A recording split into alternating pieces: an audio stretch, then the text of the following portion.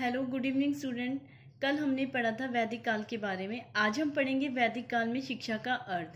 वैदिक काल में शिक्षा के अर्थ को दो भागों में बांटा जाता है। पहला है शिक्षा का व्यापक अर्थ और दूसरा है शिक्षा का संकुचित अर्थ। जैसे कि शिक्षा का व्यापक अर्थ, जो कि नाम से स्पष्ट हो जाता है, व्यापक मतलब ब्रॉड। वैदिक काल में शिक्षा के व्यापक अर्थ में शिक्षा का तात्पर्य है व्यक्ति को सभ्य और उन्नत बनाना। इस दृष्टि से शिक्षा आजीवन चलने वाली प्रक्रिया कहलाती है। इस काल में अवधि की सीमा नहीं होती थी। शिक्षा आयु के साथ साथ चलती रहती थी। वैदिक कालीन शिक्षा में कक्षा वर्ग का कोई महत्व नहीं था। श्री A.S. अल्तेकर के अनुसार वैदिक युग से लेकर आज तक भारत में शिक्षा का मूल तात्पर्य यह रहा है कि शिक्षा प्रकाश का वह स्रोत है जो जीवन के विभिन्न क्षेत्रों में हमारा सच्चा पथ प्रदर्शक करती है। अब हम बात करते हैं शिक्षा का संकुचित अर्थ। संकुचित अर्थ में शिक्षा से अभिप्राय उस औपचारिक शिक्षा से है जो व्यक्ति का गृहस्थ आश्रम में प्रवेश करने से पूर्व गुरु से प्राप्त होती है। बालक अपने प्रारंभिक जीवन के कुछ वर्षों तक गुरुकुल में रहकर गुरु से शिक्षा पाकर ब्रह्मचार्य जीवन को व्यतीत करता था। इस दौरान वह केवल उच्च शिक्षा को ही प्राप्त करता था, जो उसके जीवन के लिए काफी नहीं था। मतलब औपचारिक शिक्षा क्या हुई? औपचारिक शिक्षा वह शिक्षा हुई जो हम किसी विद्यालय में जाकर के शिक्षा ग्रहण करते थे। तो जो हम विद्यालय में जाकर शिक्षा ग्रहण करते थे तो वो उसका शिक्षा का संकुचित अर्थ कहलाता है। वैसे ही प्राचीन समय में जो विद्यार्थी थे, छात्र थे, वो गुरुकुल में जाकर शिक्षा ग्रहण करते थे। तो गुरुकुल में जो उच्च एजुकेशन, हायर एजुकेशन वो लोग लेते थे, उसके बाद वहीं तक वो उच्च शिक्षा ही ग्रहण कर पाते थे। तो वो शिक्षा का संकुचित अर्थ कहलाता था। अब हम बात करते हैं शिक्षा के वैदिक काल में शिक्षा के उद्देश्यों की। वैदिक काल में शिक्षा के उद्देश्य तथा आदर्श। वैदिक काल में शिक्षा के जो उद्देश्य तथा आदर्श थे वो निम्नलिखित है। नंबर 1, पहला था ज्ञान तथा अनुभव की प्राप्ति। गुरुकुल में छात्रों को ज्ञान बढ़ाया जाता था और उन्हें अनुभूति करवाई जाती थी।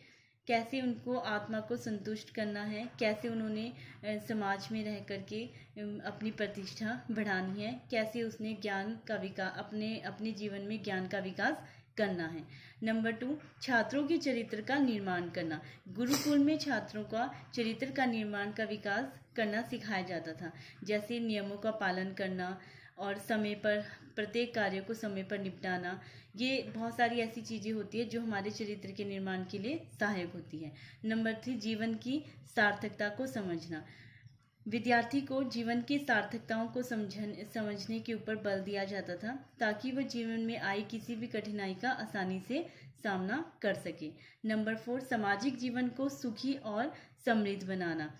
गुरुकुल में छात्रों को समाज में रह करके अपने एक मठ बना करके गुरुजनों की सेवा किस तरह से करनी, समय पर उठकर स्नान करना, समय पर हर एक प्रत्येक कार्य को करना, ये सभी उनको सिखाया जाता था। तभी वो अपने जीवन को, सामाजिक जीवन को सुखी और समृद्ध बना पाते थे। अब हम बात करते हैं नंबर 5 की, आध्यात्मिक तथा मोक्ष प्राप्त करना। आध्यात्मिक मतलब भक्ति, ज्ञान का विकास करना, भक्ति में लगे रहना, ठीक है। और किसी भी जो भी उनका मोक्ष का अर्थ होता है मुक्ति प्राप्त करना, यानी कि जो भी उनका मेन मोटिव होता है एजुकेशन से रिलेटेड, उसको प्राप्त करना, वही उनका अंतिम लक्ष्य माना जाता था। उसके बाद बात करते हैं कर्तव्य पालन तथा धर्म पालन की क्षमताओं का विकास करना। विद्यार्थियों को, बालक को प्राचीन काल में कर्तव्यों का पालन कैसे करना है, किस तरह से धर्म का पालन करना है, इन सभी चीज़ों की बातों को सिखाया जाता था। उसके बाद है संस्कार, सांस्कृतिक तथा भाषात्मक पक्षों का विकास करना। और लास्ट पॉइंट है संस्कृति का संरक्षण एवं विकास करना। अब हम बात करते हैं वैदिक शिक्षा का पाठ्यक्रम। वैदिक काल में जो शिक्षा का पाठ्यक्रम है उसके बारे में पढ़ेंगे।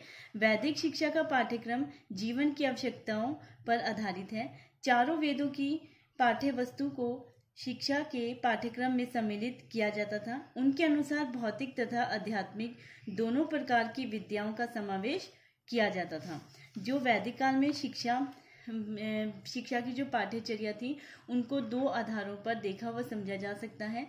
इस काल में पाठ्यक्रम के 2 स्तर थे। पहला स्तर था प्राथमिक स्तर की पाठ्यचर्या और दूसरा था उच्च स्तर की पाठ्यचर्या। जो हमारी प्रारंभिक स्तर की पाठ्यचर्या थी, वैदिक काल में प्रारंभिक स्तर की पाठ्यचर्या में व्याकरण, छंद, शास्त्र और गणना का सामान्य ज्ञान और सामाजिक व्यवहार, धार्मिक क्रियाओं के प्रशिक्षण को स्थान प्राप्त था।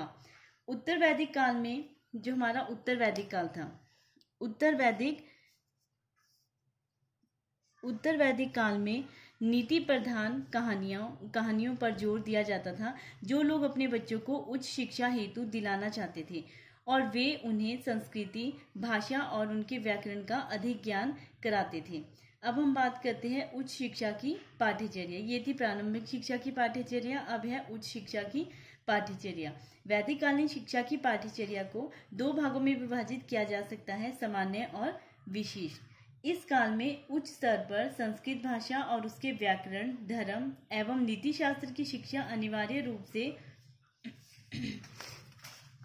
दी जाती थी। इसके अतिरिक्त उन्हें नित्य व्यायाम करना होता था, गुरुकुल की देखभाल, गुरु की सेवा करनी होती थी और इसे सामान्य शिक्षा की संज्ञा दी जाती थी। प्रारंभिक वैदिक काल में कर्मकांड, ज्योति विज्ञान, आयुर्वेद विज्ञान, कला कौशल, राजनीति शास्त्र, भूगोल, प्राणी शास्त्र की शिक्षा ऐच्छिक थी। मतलब कि जो छात्र थे वो अपनी इच्छा से ये सभी विषयों का ज्ञान प्राप्त करते थे।